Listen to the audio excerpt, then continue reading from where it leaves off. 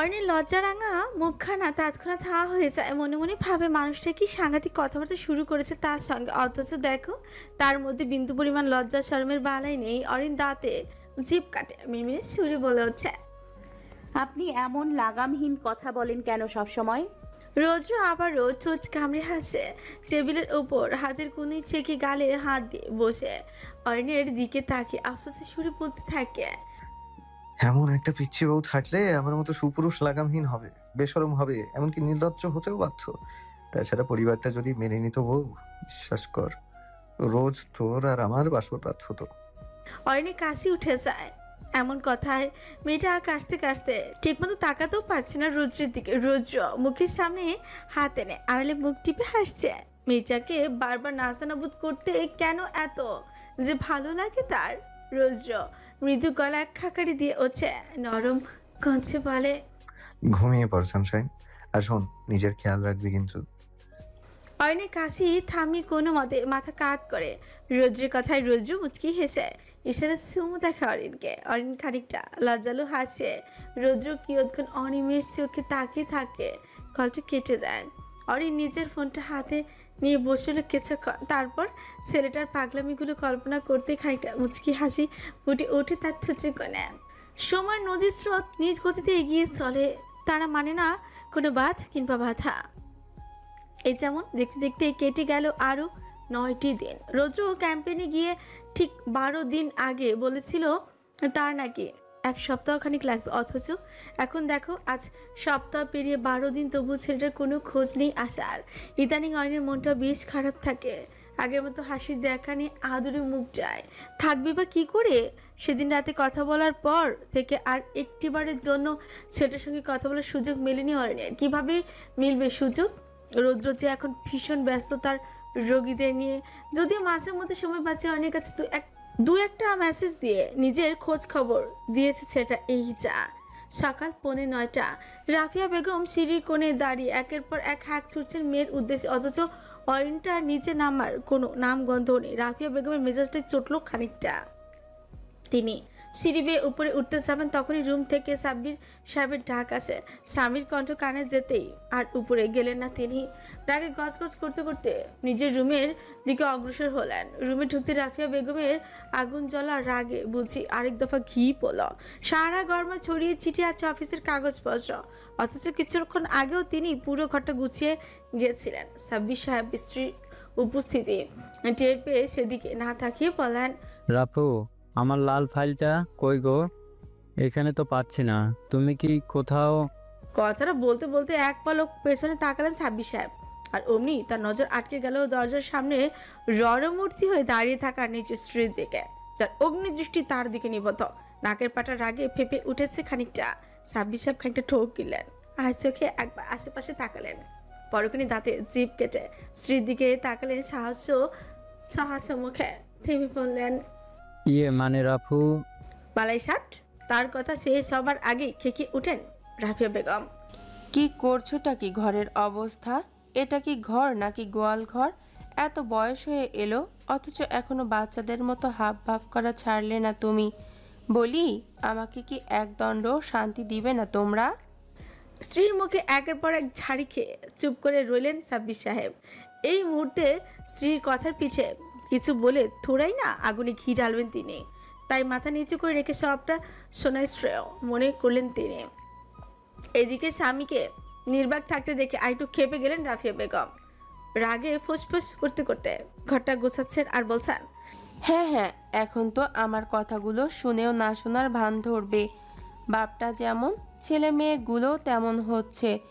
একজনও আমার কথা শুনে না, সব চলে নিজেদের মতো। রাফিয়া বেগম থামলেন। হয়তো কথা শোনাতে শোনাতে হাঁপিয়ে উঠেছেন তিনি। রাফিয়া বেগম হাতের কাজগুলো গুছিয়ে খাটের পাশে ছোট টেবিলটার কাছে গেলেন। সেখানে দ্বিতীয় ড্রয়ারে থেকে লাল ফাইলটা বের করে এনে এগিয়ে দিলেন স্বামীর পানে।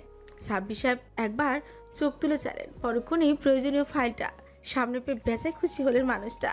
হাত বাড়িয়ে নিয়ে নিলেন ফাইলটা। স্ত্রীর দিকে তাকিয়ে খুশি মনে বলেন, কোথায় পেলে এটা? আমি তো সেই কখন থেকে খুঁজছি। রাফিয়া বেগম মুখ ছামটি দিয়ে বলে উঠছেন, চোখ কান খোলা রেখে খুঁজলে তবেই না পাবেন। আপনি তো শুধু হাওয়ার ওপর চোখ বুলিয়েই ক্ষান্ত হন। সাব্বির সাহেব স্ত্রীর ঝাঁঝালো কথাতেও হাসলেন। স্ত্রীর এক হাত চেপে তাকে নিজের পাশে বসালেন। আলতো হেসে জিজ্ঞেস করলেন, সকাল সকাল এত খেপে গেলে কেন বলো তো? রাফিয়া বেগম ফুস করে নিঃশ্বাস পেলেন। শাড়ির আঁচলে ক্ষমার্ত ললাটটা খানিকটা মুছে নিয়ে বলতে লাগলেন, খেপি কি আর সাধে?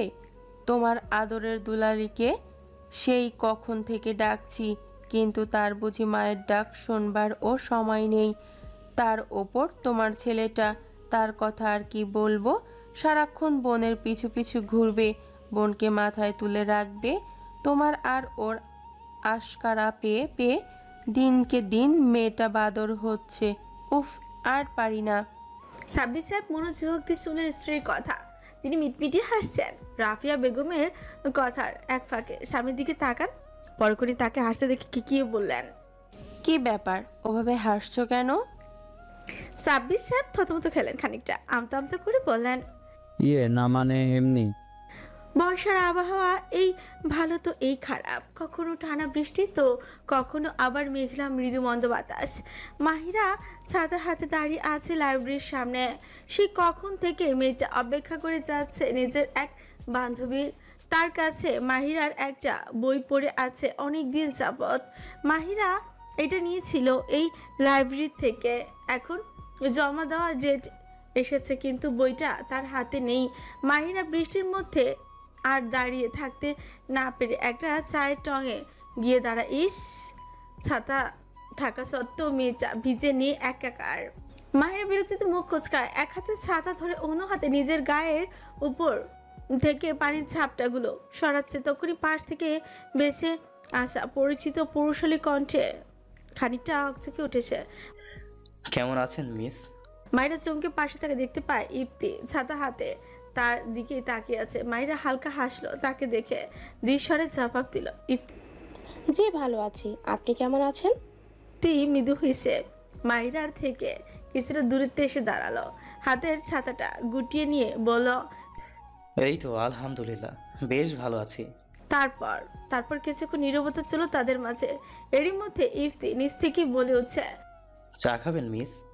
মায়ের ইচ্ছে করলো একবার না বলে দেবে, কিন্তু পরক্ষণে ভাবলো এভাবে মুখের উপর না করে দিলে ব্যাপারটা একটু অড হয়ে যায় না। তাই সে মাথা নাড়িয়ে বলল, খাওয়া যায়। ইপ্তি মুচকি হেসে দুটো চায়ের অর্ডার দিল। তারপর এসে দাঁড়ালো আগের জায়গায়। ইফতি একবার আজকে তাকালো মাহিরার দিকে।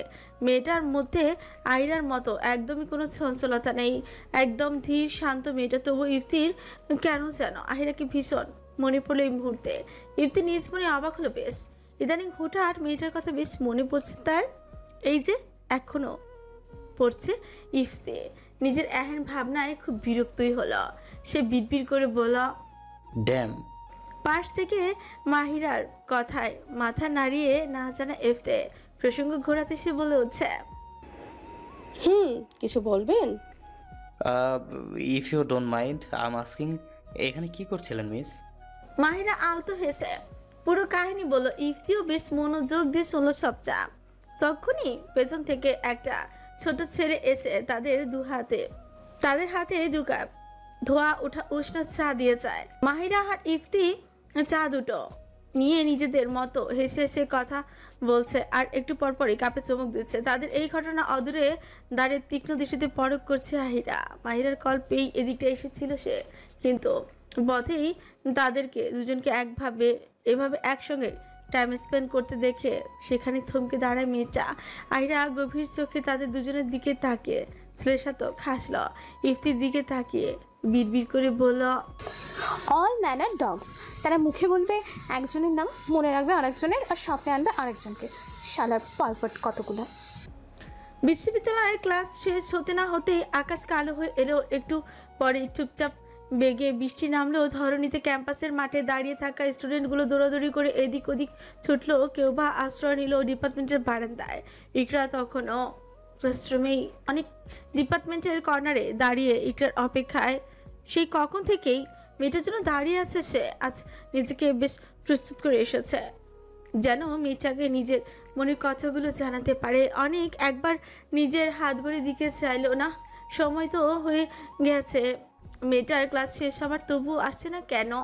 অনেক নিজের ভাবনা নিমগ্ন। তার হাতে থাকা কালো ছাতাটা ভিজে যাচ্ছে বৃষ্টির তোপে, অথচ মন যেন তার বড্ড অস্থির। ক্ষণে ক্ষণে একটা কথাই মনে এসে দোল খাচ্ছে তার, যদিও আজও কিছু বলা না হয়।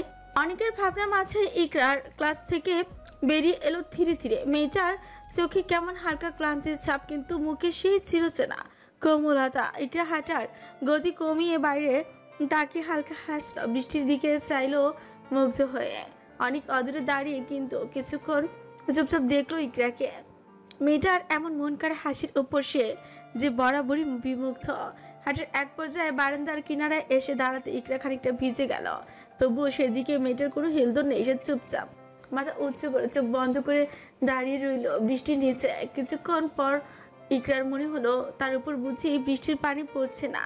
মেয়েটা তৎক্ষণাৎ চোখ মিলে তাকিয়ে দেখতে পায় অনেক তার উপর ছাতা ধরে নিজেই বৃষ্টির মধ্যে দাঁড়িয়ে আছে। হুট করে অনেককে দেখে ইকরা কিছুটা ঘাবড়ে যায়। সে নিজের কাঁধে থাকা ব্যাগটা শক্ত করে চেপে ধরে খানিকটা। অনেককে পাশে কাটাতে নিলেই বাদশাতে অনেক গম্ভীর কণ্ঠে বলে উঠছে, তোমার সাথে আমার কিছু কথা আছে। ইকরা ফিউকুজকে তাকায় জিজ্ঞেস করে, আমার সাথে কি কথা আপনার? অনেক ইকরার চোখের দিকে সরু দৃষ্টিতে তাকায়। সেই সরু দৃষ্টি বুঝি কাঁপন ধরিয়ে দিতে সক্ষম ইকরার মতো ছোট্ট কোমল প্রাণ মানুষের মনে। ইকরা তৎক্ষণাৎ নিজের চোখ জোড়া সরিয়ে নেয়। অনেক মুচকি হাসে মেয়েটার কাণ্ডে। সে ফিসফিস করে বলে, তোমার সাথে প্রেম করব, সেই নিয়ে কথাবার্তা বলবো আর কি। এহেন কথা ভাবা জায়গা খায় ইকরা। কি শুনলো সে? লোকটা কি সত্যি এই কথাটা বললো? ইকরা সন্দিহান গলায় ফের জিজ্ঞেস করে, কি? অনেক এবার দু কদম এগিয়ে আসে ইকরার পানে, ঘাটটা খানিকটা উঁচু নিচু করে। অনেক এবার দু কদম এগিয়ে আসে ইকরার পানে, ঘাটটা খানিক নিচু করে দাঁড়ায় মেয়েটার সামনে। ইকরা আবারও হাইটে তার থেকে ছোট কিনা। ইকরা অনেককে এতটা কাছে দাঁড়াতে দেখে পিছু উঠতে নিলে অনেক খানিকটা জোর গলায় বলে উঠছে, হুম, এক পাও নড়বে না এখান থেকে। কে ছিল এই কথাটায়? কেন ইকরা থেমে যেতে বাধ্য হলো এমন অনুরক্তিতে? অনেক মৃদু হেসে বলে, তোমার সাথে প্রেম করার ভীষণ শখ জেগেছে মেয়ে। চলো এই বৃষ্টিতে ভিজে কিছুক্ষণ বৃষ্টিবিলাস করি একসাথে, পাশাপাশি পায়ে পা মিলিয়ে হাঁটি কিছুক্ষণ। ওই যে অদূরে দাঁড়ানো চায়ের দোকানটা দেখছো না, ওইখান থেকে না হয় চা খেলাম দুজনে, তারপর দুজনের প্রেম হলে হলো, নাইলে নাই। কি যাবে নাকি মেয়ে আমার সঙ্গে? ইকরা আর কি হলো কে জানে। মেয়েটা কেমন মন্ত্রমুগ্ধের ন্যায় মাথা দুলালো অনেকের কথায়। অনেক চমৎকার হাসলো তা দেখে। সে নিজ উদ্যোগে সামনের দিকে হাত বাড়িয়ে ইকরার উদ্দেশ্যে বলল, তো চলুন ম্যাডাম। ইকরা নতমুখে হাসলো কিছুটা। সে পা বাড়ায় সামনের দিকে। নিকো মেয়েটার পাশাপাশি বৃষ্টির মধ্যে এই প্যান্টের পকেটে দু হাত খোঁজে হাঁটছে। খানিকক্ষণ বৃষ্টি বিলাস করতে ইকরার চোখে মুখে ফুটে উঠে এক অদ্ভুত তৃপ্তি, যেখানে স্পর্শ তৃপ্তির আভাস। অনেক চুপচাপ মেয়েটার ভেজা স্নিগ্ধ মুখটা পরক করছে। কি সুন্দর সেই মুখ, কতটা স্নিগ্ধতা ছড়িয়ে আছে সেথায়। অনেক হুচ করে ইকরার এক হাত চেপে ধরে। ইকরা হকচকে ওঠে, অবাক হয়ে তাকিয়ে রইল অনেকের দিকে। অথচ অনেকের একেবারেই ভাবলেছেন সে মেয়েটার হাত ধরে তাকে নিয়ে যায় চায়ের চঙে। সেখানে এসেই আগে অর্ডার দিল 2 কাপ উষ্ণ লাল চায়ের। তারপর অনেক কিছু না বলে ইকরাকে দোকানের সামনে রেখে একটু দূরে নিজের গাড়ির কাছে গেল। পেছনে ইকরা এখন অবাক হয়ে তাকিয়ে আছে তার দিকে। মেয়েটা বরাবরই বুঝতে চেষ্টা করছে অনেকের কর্মকাণ্ড। অনেক মিনিট খানেক বাদেই এক প্রকার দৌড়ে আসে, হাতে তার কালো ব্লেজার কোটটা। অনেক কোনো রূপ কথাবার্তা ছাড়াই ইকরার গায়ের উপর ছড়িয়ে দেয়। এমন কাণ্ডে ইকরা নিজের সকল অবাকতা কাটিয়ে এক দৃষ্টিতে তাকিল অনেকের পানে। আচ্ছা, মানুষ কিভাবে বুঝলো তার ঠান্ডা লাগছিল, নাকি এটা শুধু সেন্স অফ হিউমার থেকেই গেল? অনেক ইকরার গায়ের কোটটা পরিয়ে দিয়ে মেয়েটার চোখের দিকে তাকায়। ইকরার গভীর চোখ তার পানে নিবদ্ধ। অনেক বাঁকা হাসলো ইকরার দিকে, কিছুটা ঝুঁকে এসে বলল, এইভাবে দেখো না মেয়ে, এইভাবে দেখতে থাকলে যে তুমি আমার প্রেমে রীতিমতো পা পিছলে পড়বে। তৎক্ষণাৎ নিজের দৃষ্টি সরিয়ে ফেললো ইকরা। চা কেমন নির্লজ্জের মতো হা করে তাকিয়েছিল সে। তার লোকটা না জানে কি ভাবলো। ইকরা এলোমেলো দৃষ্টি ফেলে চারিপাশে, তা দেখে অনেক কেমন নিরেজ কঞ্চে বলে উঠছে, হ্যালো প্রিয় শ্রোতা বন্ধুরা, আপনারা শুনছেন পুতুল ডায়েরি প্রেজেন্টস ভালোবাসার সুন্দর সুন্দর গল্প। আমাদের কাজকে আরো সুন্দর করার জন্য আপনাদের উৎসাহ প্রয়োজন। আপনাদের উৎসাহ আমাদের অনুপ্রেরণা। ধন্যবাদ। মনের কথা লুকিয়ে রাখতে পারলেও চোখের কথা কি আর লুকিয়ে রাখা সম্ভব মেয়ে? শুধু শুধু এত ব্যর্থ প্রয়াস চালাচ্ছ কেন? ইকরার বুকটা কেমন যেন কেঁপে কেঁপে উঠছে কিছুটা। এই ছেলেটাকে প্রথম দেখার পর থেকে তার অবুঝ মনটা বজ্র বেপরা তার আচরণ করছে তার সাথে। চোখ বন্ধ করলেই শুধু তার ছবিটা কল্পনার মানসপটে ভেসে ওঠে আলো হয়ে। কেমন অদ্ভুত ব্যাপার স্যাপার। আচ্ছা, সে কি প্রেমে জেমে পড়ে গেল নাকি? না না, কি ভাবছে সে? তাদের পরিবারের যে বিশাল দ্বন্দ্ব একে অপরের সাথে, এমন পরিস্থিতিতে তার অমন উটকো অনুভূতি বরাবরই খাল বয়ে আনবে। ইকরা নিজের ভাবনা এতটাই মগ্ন যে কখন তার সামনে অনেক চা হাতে দাঁড়িয়ে আছে সেই খবরটাই নিয়ে মেয়েটার। অনেক মেয়েটার ভাবুক মুখটা দেখে ফ্রিকুচকায়। ইকরা খানিকটা জোর গলা ইকরাকে ঢাক দেয়। হঠাৎ তাকে কিছুটা হকচকিয়ে উঠছে ইকরা। অনেকের দিকে থাকায় অনেক চায়ের কাপটা এগিয়ে দেয় তার দিকেই। ইকরার স্মিত হেসে চাটা নেয়। অনেক এবার কেমন সন্দিহান গলায় জিজ্ঞেস করলো, কি হয়েছে তোমার? এত মনোযোগ দিয়ে কি ভাবছিলে? ইকরা মাসই একটা চুমুক দিতেই যাচ্ছিল চায়ের কাপটায়, কিন্তু অনেকের এমন কথায় আর চুমুক দেওয়া হলো না তার। সে চাটা ঠোঁট হতে সরাতেই হালকা হেসে বলল, তেমন কিছুই না। সত্যি? আপনার মিথ্যে মনে হচ্ছে কেন? এক পর্যায়ে অনেকের দৃষ্টি তীক্ষ্ণ হলো। সেই সময় মেয়েচার চোখের দিকে গভীরভাবে তাকিয়ে বলল, তোমার চোখ বলছে তুমি মিথ্যা বলছো। একটু থমকালো। চোরের মতো নিজের দৃষ্টি লুকাতে তৎপর হলো মেয়েচা। অনেক এবার হাত চেপে ধরে মেয়েচার। তারপর তাকে তা আর কিছু বলার সুযোগ না দিয়ে ইকরাকে টেনে নিয়ে নিজের গাড়িতে বসালো। এরই মধ্যে ইকরা বেশ কয়েকবার বলেছে কোথায় নিয়ে যাচ্ছেন, গাড়িতে কেন বসান, কি হয়েছে, অথচ এত কিছু এত কথার কোনোটাই কানে তুলল না অনেক। সে মেয়েচাকে এক পাশে বসিয়ে দিয়ে নিজেও বসে পড়ল ড্রাইভিং সিটে। তারপর কোনোরূপ কাল বিলম্বন না করে ইকরার দিকে তাকে গম্ভীর কণ্ঠে বলে উঠছে, তুমি কি আমার বউ হবে মেয়ে? আমার হবু বাচ্চাদের মা হবে? কথা দিচ্ছি পৃথিবীর সকল সুখ এনে ভরিয়ে দেবো তোমাতে। সারা জীবন আগলে রাখবো তোমায়। কোনোদিনও তোমার প্রতি নিজের ভালোবাসার কমতে আসতে দিব না। দেখো মেয়ে, তোমার সঙ্গে শুধু প্রেম নয়, আজীবন কাটানোর ইচ্ছে আছে আমার। তোমার মুখ দেখে প্রতিটা রাত যেমন পার করার ইচ্ছা আছে, তেমনই প্রতিটা সকাল শুরু করার ইচ্ছা আছে। বলো, হবে কি আমার বউ? অনেকের এক নিঃশ্বাসে বলা কথাগুলো শুনে হতবিহ্বল হয়ে তাকে রইল ইকরা। হয়তো ভাবছে এই মুহূর্তে তার ঠিক কেমন রিয়েক্ট করা উচিত। একটা মানুষ ঘন্টা খানিক আগে বললো প্রেম করবে, আর এখন দেখো কেমন ডিরেক্ট বিয়ে করার প্রস্তাব দিচ্ছে তাকে।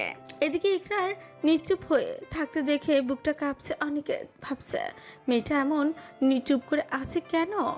সে কি তাকে অপছন্দ করে? সে কি তাকে পছন্দ করে না? ওর জীবনে কি অন্য কেউ আছে? ও কি অন্য কাউকে ভালোবাসে? অনেক নিজে মনে উত্থাপিত কথাটা মুখে নিয়ে আসলো। ইকরার দিকে সন্তুষ্ট চোখে তাকিয়ে বলল, তুমি কি অন্য কাউকে ভালোবাসো মেয়ে? ইকরা তখনই ডানে বামে মাথা নাড়ি না জানায় পরপর ব্যস্ত করায় বলে উঠছে, এই না না না, এমনটা কিছুই না। মন মতো উত্তর পেয়ে রাজ্যে জয়ের হাসি দিল অনেক। ছেলেটা গাল ভর্তি হাসি চেনে গাড়ির সিটে মাথা এড়িয়ে বসলো, চোখ বন্ধ করে বলল, দেন কংগ্রেচুলেশন ম্যাডাম, খুব শীঘ্রই আপনি ইশতিয়াক এহসান অনেকের বউ হচ্ছেন। ভরকা একরা মেয়েটার চোখ দুটো কেমন বেরিয়ে আসার উপক্রম হলো। সে হতবাক হয়ে বলতে লাগলো, মানে আমি কখন অ্যাকসেপ্ট করলাম আপনার প্রপোজাল? যেখানে এখনো অ্যাকসেপ্টই করলাম না সেখানে বউ হওয়া? ইকরার কথার মাঝে অনেক চোখ দুটো মেলে তার দিকে তাকায়। ইকরার দিকে একটু একটু করে এগিয়ে আসতে আসতে বলে, আপনার অ্যাকসেপ্ট করার আশায় তো আমি বসে থাকবো না বউ পাখি। আমি যেহেতু বলে দিয়েছি আপনি আমার বউ হচ্ছেন, তার মানে এটাই ফাইনাল।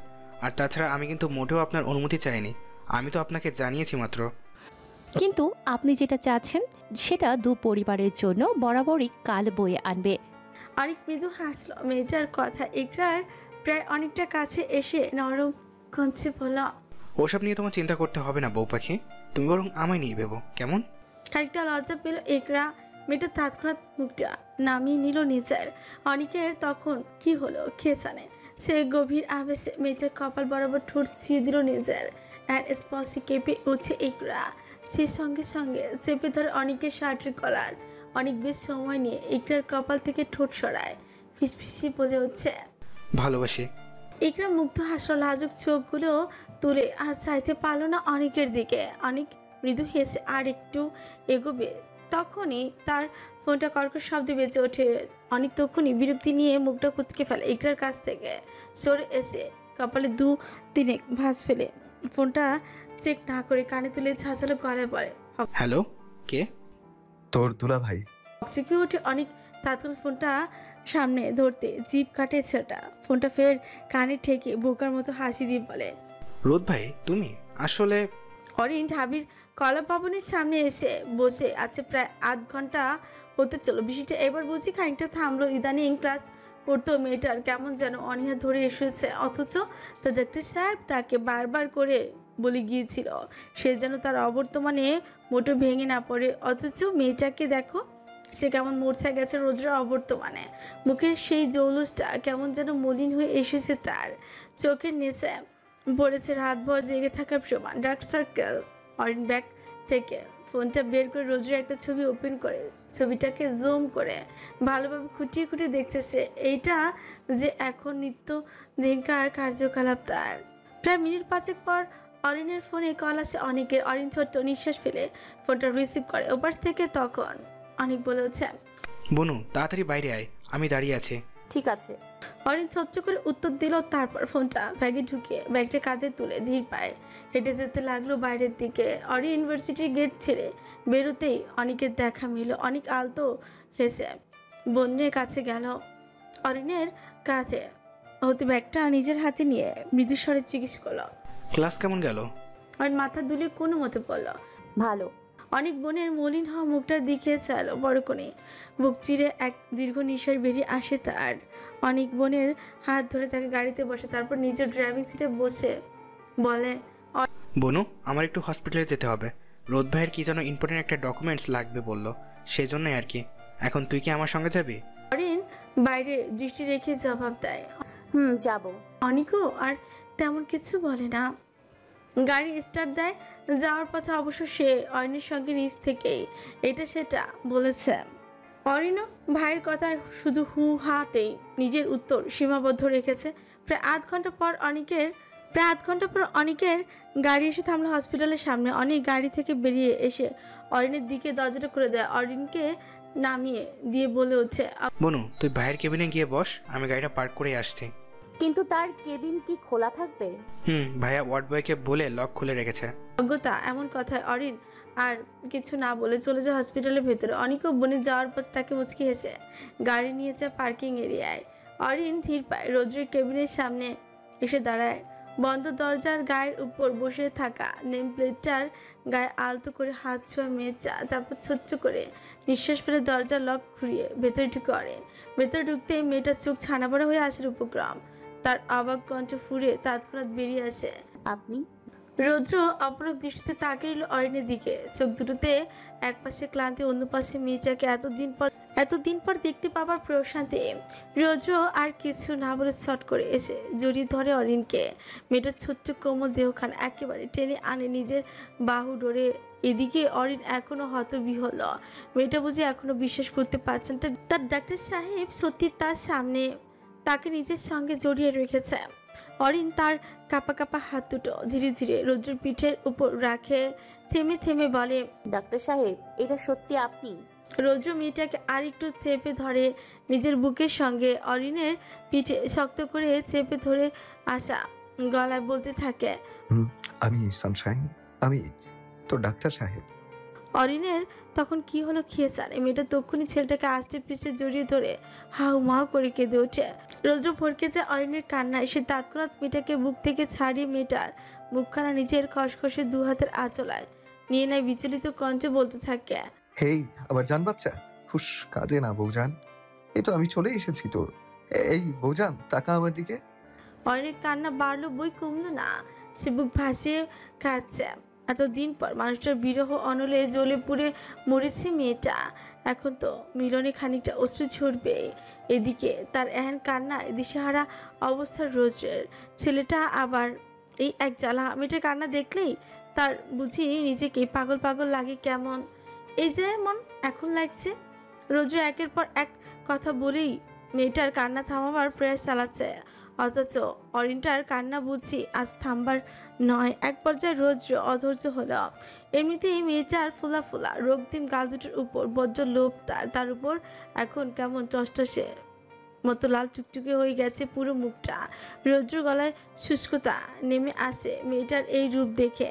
সে ক্ষণে ক্ষণে শুষ্ক ঢোক গিরে জিভ দিয়ে ঠোঁট ভেজায়, কিন্তু লাভের লাভ কিছু হলো তো? অরিনটার নাক টেনে কাদার শব্দে বুঝি মাথা হ্যাঙ্গি হয়ে গেল বেচারা। সে তৎক্ষণাৎ আলতো করে অরিনের হিজাবের উপর দিয়েই চুলগুলো চেপে ধরে, মেয়েটার মুখটা নিজের একদম কাছে এনে হাসকি স্বরে বলতে থাকে, কান্না থামাবে, না হলে আমি এখন কন্ট্রোল হারিয়ে ফেলবো। অরিনের কান্নাগুলো বুঝি দৌড়ে পালালো কোথাও। তার চোখে মুখে এখন কেমন হতবাকতা লেপ্টে আছে। মেয়েটার ভেজা পল্লবিত আখিদয় রৌদ্রের দিকে থাক করা, তার তিত্তির করে কাঁপতে থাকা উষ্ঠপুচ বড্ড টানছে রৌদ্রকে। রৌদ্র খেয়ে হারায় নিজের অরিনের মুখটা নিজের উষ্ঠপুচের কাছে এনে বলে হচ্ছে, ড্যাম, ফাক of with that fucking control. বলেই সে চটপট দখল করে নেয় অরিনের অধৈর্যগল। গভীর আশ্লেষে সেগুলো টেনে নিতে থাকে নিজের উষ্ঠপুটের ভাঁজে। তার অধৈর্যগলের উন্মাদ স্পর্শে বরাবরের মতো আজও কুপকাত অরিন। মেয়েটাও কেমন সায় দিচ্ছে ছেলেটার কাছে। রৌদ্রের উষ্ঠপুট ব্যস্ত মেয়েটার অদস্যুতা পানে, আর তার অবাধ্য হাত ব্যস্ত মেয়েটার সর্বাঙ্গ জুড়ে। অরিন বারবার কেঁপে কেঁপে উঠছে তার এমন স্পর্শে। প্রায় বেশ কিছুক্ষণ পর রৌদ্র ছেড়ে দিল অরিনের অঝর। মেয়েটা তৎক্ষণাৎ ছাড়া পেয়ে জোরে জোরে নিঃশ্বাস ফেলতে থাকে। রৌদ্র তখন ছট করে মেয়েটাকে পাজা কুলে তুলে নেয় নিজের। অরিনও হকচকে উঠে চেপে ধরে রৌদ্রের ঘাড়। রৌদ্র মেয়েটাকে তার কেবিনের একপাশে রাখা কাউচের উপর বসায়। তারপর সে উঠে চলে যায় নিজের ডেস্কের সামনে। সেখান থেকে খুঁজে খুঁজে কিসের যেন দুটো কাগজে মুড়ানো প্যাকেট নিয়ে এসে হাজির হলো অরিনের সামনে। অরিন কিছুটা অবাক হয়ে বলল, এগুলো কি? রৌদ্র প্রত্যুত্তরে গভীর চোখে চাইল অরিনের দিকে। হাত বাড়িয়ে মেয়েটার মাথা থেকে হিজাবটা ধীরে ধীরে খুলে নিতে নিতে বলল, তোকে কাঁদানোর সামগ্রী। খুব শখ না তোর কাঁদার? ঠিক আছে, আজকে আমিও দেখবো যে কতটুকু কাঁদতে পারিস। রৌদ্রের এহের কথা চরম আশ্রয় বিষম খেল অরিন। মেয়েটা কোনো মতে নিজেকে সামলে নিয়ে বলল, কি? রৌদ্র নিজের কাজ বহাল রাখলো। একে একে মেয়েটার হিজাব খুলে দিয়ে বোরকাটাও একটানে খুলে ফেলল। অরিন এখনো অবাক হয়ে তার দিকে তাকিয়ে। রৌদ্র তার এমন দৃষ্টিতে বিন্দুমাত্র তোয়াক্কা করলো না। সে মেয়েটার পায়ের কাছে বসে নিজের শার্টের বোতামগুলো খুলতে লাগলো একে একে। অরিন এবার লাফিয়ে উঠে কিছুটা আমতা করে বলে ওঠে, কি করছেন ডাক্তার সাহেব? রৌদ্র নিজের শার্টটা গা থেকে খুলে ফ্লোরে আছড়ে ফেলে। তারপর অরিনের দিকে একটু একটু করে এগিয়ে এসে বলতে থাকে, সেটা আমায় পাগল করার আগে ভাবা উচিত ছিল সানশাইন। একবার যেহেতু পাগল করেই ফেলেছিস, সেহেতু এই পাগলামি সহ্য করতেই হবে বেব। অরিন রৌদ্রের কথার আগামাথা বুঝতে না পেরে হতবাক হয়ে তাকিয়ে রইল। রৌদ্র তার একেবারে কাছাকাছি এসে মেয়েটাকে নিজের কোলে তুলে বসিয়ে দিল। অরিন চোখ মুখ কুচকে ফেলে সঙ্গে সঙ্গে। রৌদ্র অরিনের ঝলমলে খোলা চুলগুলো পেছন থেকে হালকা হাতে চেপে ধরে মেয়েটার মুখটা কিছুটা উঁচিয়ে তুলে মেয়েটার সর্বমুখে একের পর এক গভীর চুমু খেতে খেতে বলে উঠছে, I missed you so much, sunshine. Orin শুধু শুনে গেল, তার চোখ দুটো এখনো বন্ধ করে রাখা। বুকটায় কেমন ড্রিম ড্রিম শব্দ করছে তার। রৌদ্রের প্রতিটি স্পর্শ গায়ে কাটা ধরিয়ে দিচ্ছে মেয়েটার। রৌদ্র অরিনের সর্বমুখে চুমু দিয়ে অবশেষে এসে ঠেকলো অরিনের ঠোঁটের কাছে। রৌদ্রর একবার মন্ত্রমুগ্ধের ন্যায় তাকিয়ে রইল সেদিকে। তারপর মেয়েটা নিঃশ্বাস নেওয়ার আগেই আবারও দখলে নিয়ে নিল অরিনের ভেজা ঔষধ। এবার বুঝি তার স্পর্শ খানিকটা জোরালো। অরিন তবুও সহ্য করে গেল সব চাপ। রৌদ্র এক হাত তার সম্পূর্ণ পিছে বিচরণ চালাচ্ছে, অন্য হাত তার কণ্ঠ দেশে। এদিকে অরিন এমন বেহায়া উন্মাদনা সহ্য করতে না পেরে চেপে ধরে রৌদ্রের মাথার পেছনের চুল। রৌদ্র থামল। অরিনের উষ্ঠপুট ছেড়ে দিয়ে সেটা আলতো করে কামড় বসালো। তারপর মেয়েটার ঠোঁটটাকে সামান্য লিক করে দুষ্টু কঞ্চে বলল, That's what I was ignored for. বলি সে আবারও মেয়েটার উষ্ঠপুট দখল করে নেয়। সে মেয়েটার পা দুটো তার কোমরের দুপাশে ভাঁজ করে রাখা। রৌদ্র একটু পর পর মেয়েটার পা দুটোতে হাত বুলিয়ে যাচ্ছে। তার এহেন স্পর্শ যখন আরেকটু গভীর যেতে চাইল তখনই বাদ সাধল অরিন। মেয়েটা তখনই রৌদ্রের উষ্ঠপুট ছেড়ে দিয়ে মাথা নাড়িয়ে না জানায়। এদিকে রৌদ্র বড্ড অস্থির। তার কি আর অত বাদ মানার সময় আছে? রৌদ্র অরিনের চুলগুলো চেপে ধরে, তার কণ্ঠদেশে মুখ গুজে দেয়, সেখানে একে একে এঁকে দেয় অজস্র চুম্বন। এটুকুতেই মন ভরেনি পাগল ছেলেটার। সে মৃদু কামড় বসাতে থাকে মেয়েটার কণ্ঠদেশে। তখনই অরিনের কণ্ঠ ফুঁড়ে বেরিয়ে আসে মৃদু চিৎকার। রৌদ্র এবার নাক ঘষে দিল অরিনের কণ্ঠদেশে। অরিন আরেকটু চেপে ধরে রৌদ্রের চুলগুলো। রৌদ্র তখন মেয়েটার কণ্ঠদেশে মুখ গুছে থেকে সারে পড়ল, ছিঁড়ে ফেল চুলগুলো। এতটুকুতেই যেভাবে টানছিস, বাকিটা করতে গেলে নিশ্চয়ই টাক হতে হবে আমার।